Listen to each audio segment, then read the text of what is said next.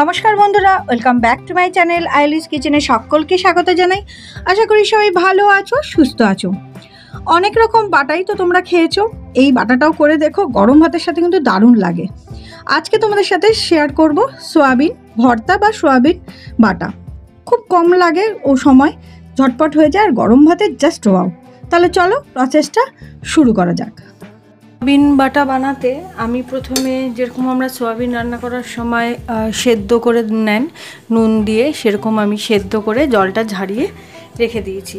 এবার গ্যাসে একটা কড়াই বসিয়ে দিয়েছি, তাতে আমি কিছুটা সর্ষের তেল দিয়ে দিলাম। এই রান্নাটা কিন্তু পুরোটাই সর্ষের তেলে হবে। দিয়ে দিলাম, তেলটা গরম হবে।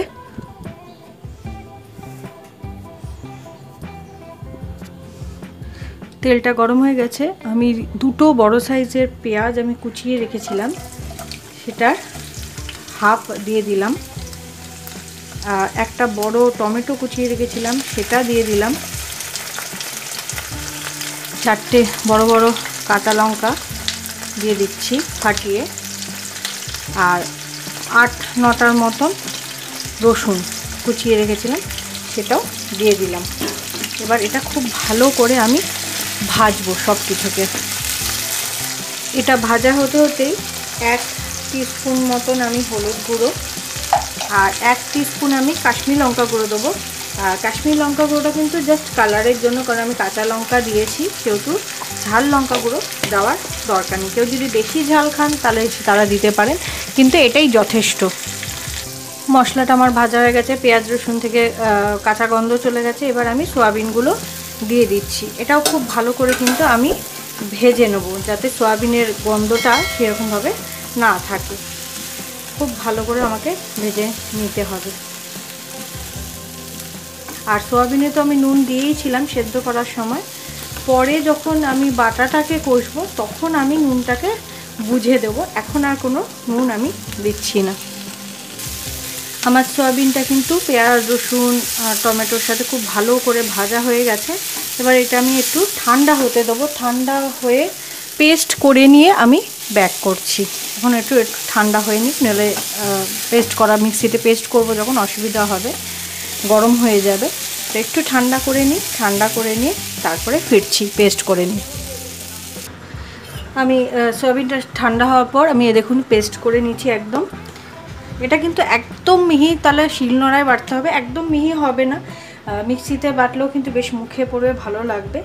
তো এবার আমি আবার সর্ষের তেল দিয়ে দিলাম কড়াইতে, দিয়ে আমি শুকনো লঙ্কা এতে ভেজে নেব। 6টা মতন শুকনো লঙ্কা নিয়েছি, ওখানে 4টে কাঁচা লঙ্কা নিয়েছিলাম, এখন 6টা শুকনো লঙ্কা নিয়েছি। এটাকে আমি ভেজে নেব, ভেজে তুলে নেব শুকনো লঙ্কাগুলোকে। শুকনো লঙ্কা তুলে নিয়েছি। এবার হাফ চামচের মতন কালো জিরে দিয়ে দেবো, আর যে বাকি পেঁয়াজটা ছিল সেটা এর মধ্যে দিয়ে দেবো। এই পেঁয়াজগুলোকে এবার ভালো করে আমি ভাজবো। পেঁয়াজটা আমার ভাজা হয়ে গেছে। এবার আমি যে সয়াবিনটাকে পেস্ট করে রেখেছিলাম সেটা এবার এর মধ্যে দিয়ে দিলাম।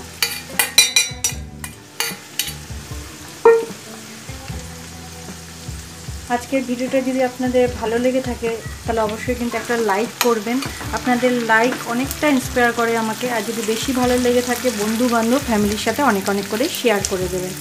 আর আমার চ্যানেলে যদি আজকে নতুন বন্ধু হয়ে থাকেন, এই ফার্স্ট টাইম দেখছেন, যদি ভিডিও ভালো লাগে তাহলে সাবস্ক্রাইব করে আমার পাশে থাকবেন। সাবস্ক্রাইব করার পর পাশের যে বেল আইকনটা আছে সেটা কিন্তু অল করতে ভুলবেন না, তাহলে যখন যা ভিডিও দেবো সেই মুহূর্তে পৌঁছে যাবে।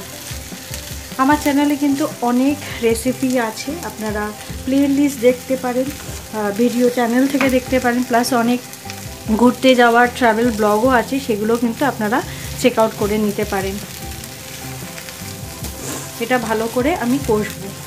এবার এর মধ্যে আমি নুনটা দিতে হবে, কারণ নুনটা আমি চেক করেছিলাম কম আছে।